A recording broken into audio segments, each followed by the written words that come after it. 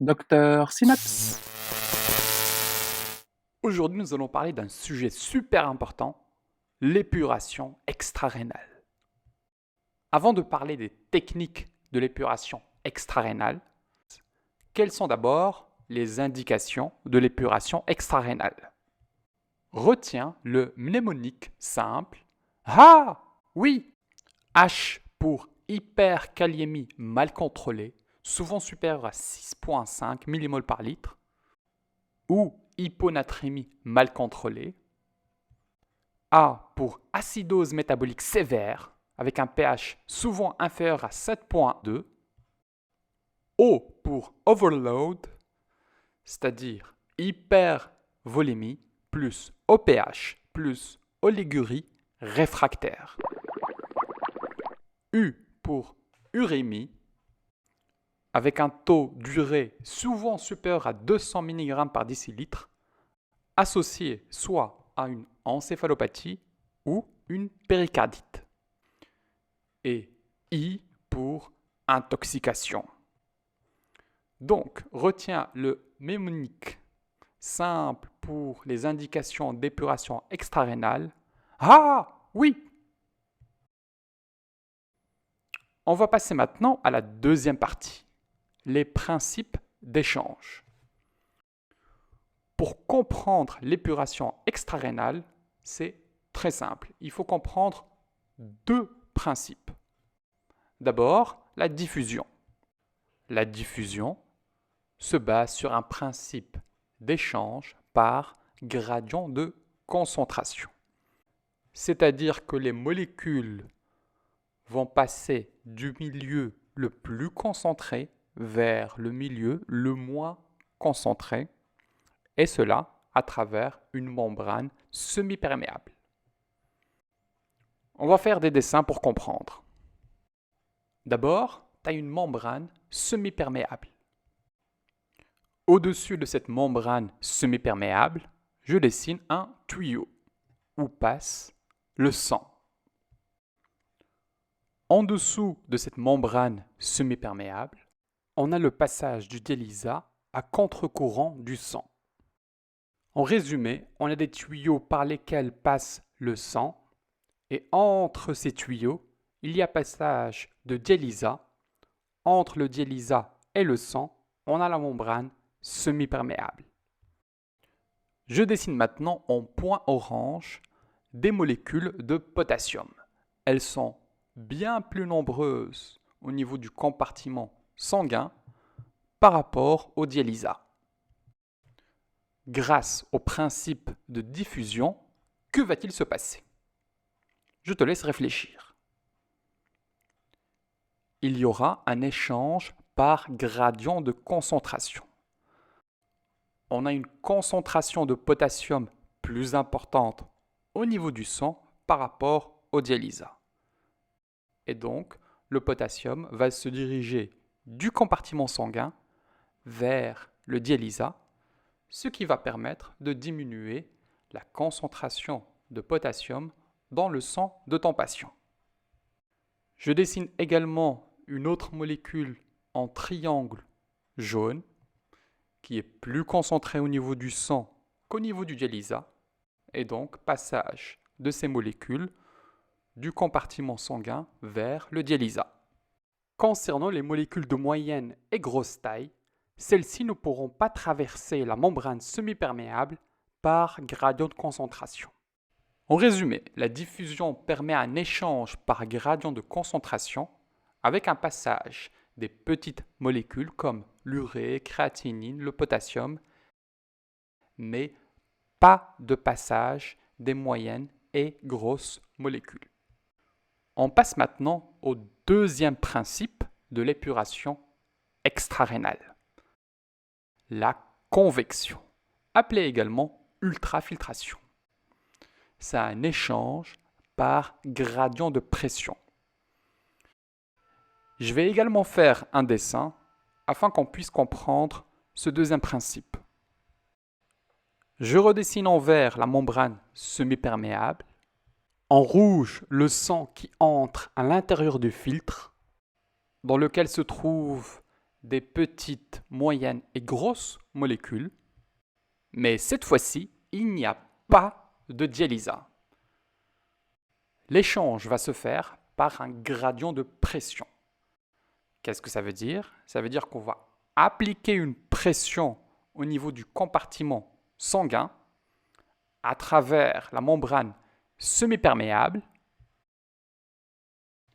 et il y aura ainsi un passage des petites molécules comme la diffusion, mais en plus, passage des moyennes molécules.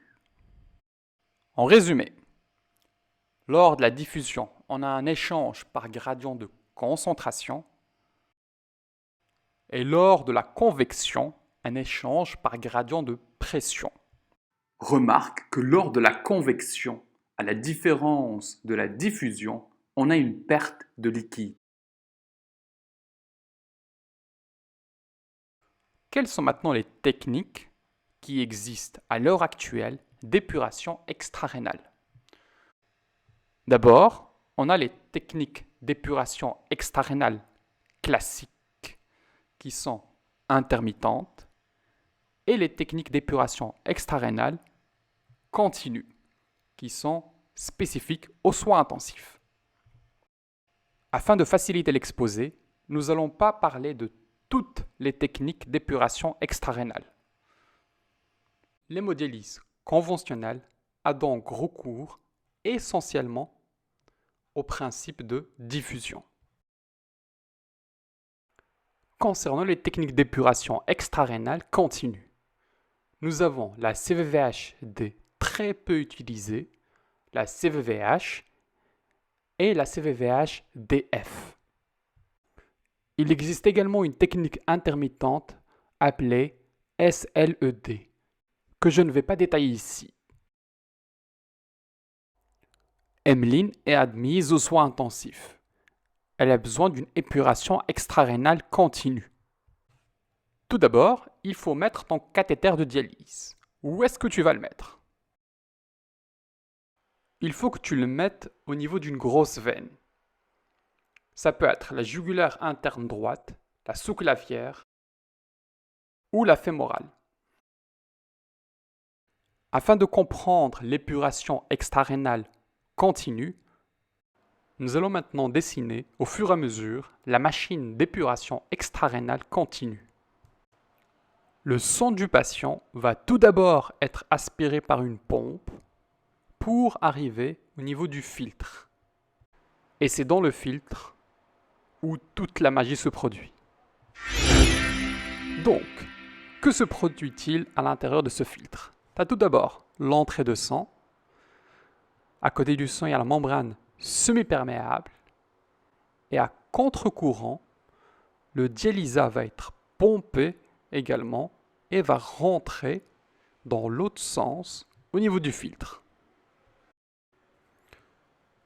Le passage du dialysat et du sang à contre-courant permet une meilleure épuration du sang.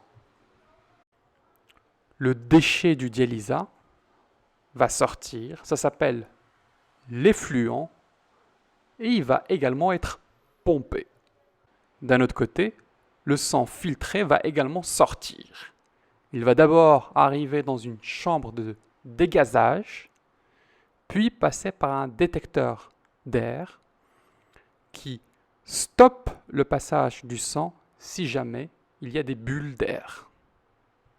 Et pour finir, retour du sang. Ceci est une épuration extrarénale continue qui utilise le principe d'échange de diffusion. C'est une CVVH-D.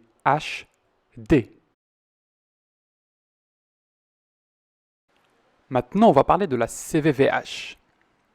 Lors de la convection, on a toujours une perte de liquide. Et donc, il faut la compenser. Cette compensation peut se faire soit avant le filtre ou après le filtre. Si elle se fait avant le filtre, ça s'appelle une prédilution. Après le filtre, post-dilution. On va ajouter à cette machine un liquide de prédilution. Grâce à une pompe, ce liquide va arriver au tout début du circuit. Ce liquide, comme son nom l'indique, permet une prédilution, c'est-à-dire qu'il va diluer le sang qui vient du patient. Quels sont les avantages et inconvénients de la prédilution? La prédilution procure l'avantage théorique de diminuer le risque de colmatage du filtre. Mais le point négatif, c'est une diminution de l'efficacité de l'épuration extrarénale. À côté de ça, on peut également avoir un liquide de substitution en post-dilution. C'est-à-dire que le liquide est aspiré par une pompe, le liquide est substitué après le filtre. La réinjection en aval de l'hémofiltre représente la post-dilution. Elle procure une efficacité maximale, mais expose au colmatage, et cela par l'hémoconcentration. Lors de la CVVH, on utilise le principe de convection et il n'y a pas de dialysa. Et pour finir, la dernière technique, la CVVH-DF, qui utilise le principe d'échange de diffusion avec le dialysa, mais aussi de convection. Quatrième partie, l'anticoagulation. Cette partie est importante parce que l'anticoagulation permet d'augmenter la durée de vie du filtre. L'anticoagulation régionale au citrate représente le premier choix. La seule vraie contre-indication est le bas débit cardiaque. Une autre contre-indication relative est l'insuffisance hépatocellulaire ou la CLF. La deuxième méthode d'anticoagulation est l'anticoagulation systémique par héparine. Quelles sont ces indications? S'il y a une contre-indication à l'anticoagulation régionale au citrate, ou si tu as une nécessité d'anticoagulation systémique par HNF. Par exemple, si le patient présente une fibrillation auriculaire ou une valve mécanique. Vise un APTT cible entre 45 et 90 secondes.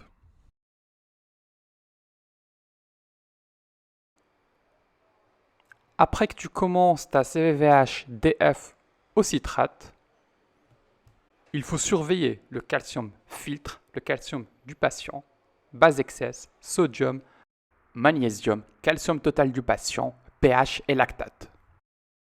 Voici les ajustements à réaliser en fonction de tes ions. Je te laisse lire ça tranquillement.